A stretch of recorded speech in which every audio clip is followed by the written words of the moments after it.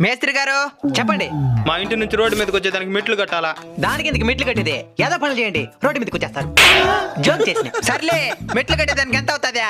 టైమా కాదు, డబ్బులు. అది ఇప్పుడు అంటే చెప్పడం అవుతుందా?